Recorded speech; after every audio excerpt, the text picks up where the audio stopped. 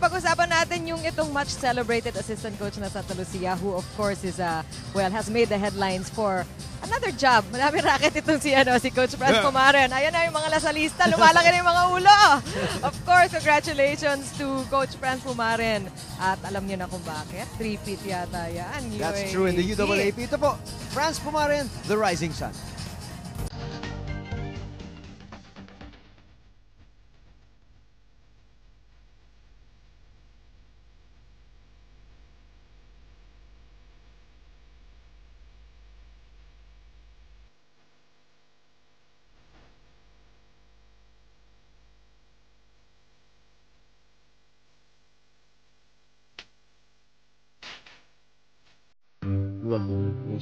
Dedication for me for the game. We have the discipline. I started early.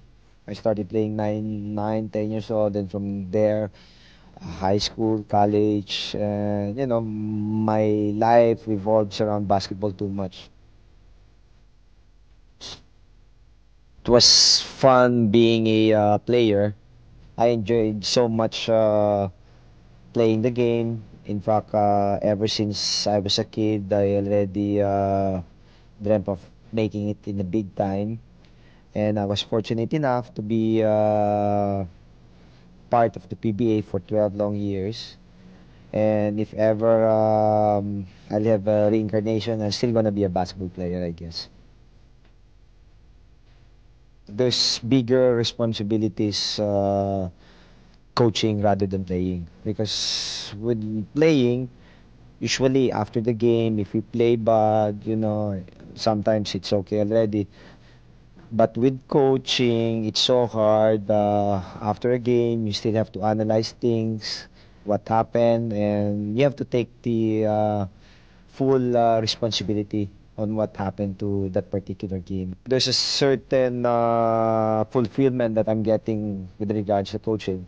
At least I'm imparting whatever knowledge that I have obtained the past few years.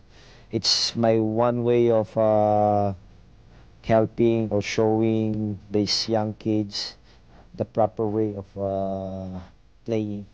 Right now, at least I'm part of history already in the UAP. I'm a part of that winning tradition, Grand Slam for Lasal. Hopefully, we can still sustain it. We can look forward for next year.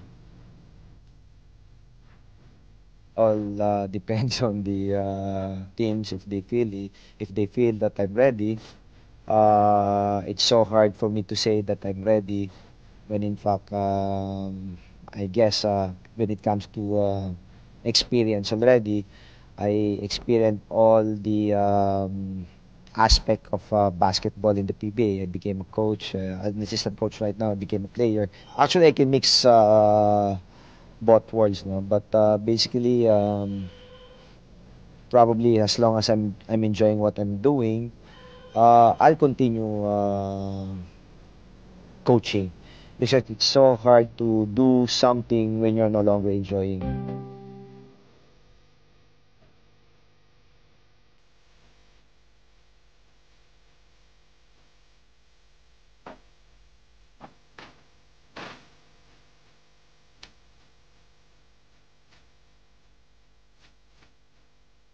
It's Nico, he's 5 years old. The other one is Luigi, who's 7, and in school right now. And we have a baby.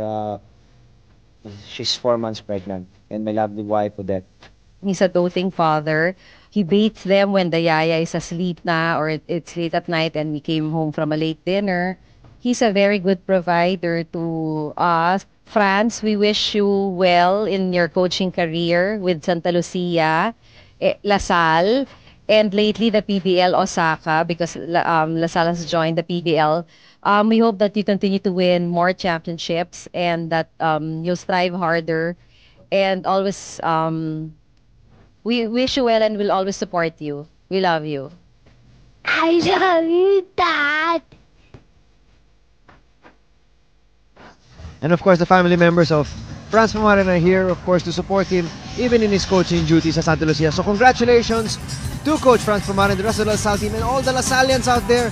Congratulations, myself included. Oo nga, itong dalawang panel natin Hindi naman nila i-deny na isa taga-UP, isa Atenista, pero kanina, ang kulit. De, Lasal kami grade school, high school. Sige na nga, Attorney Noling Ayala, congratulations to you and to Coach Yeng Giao.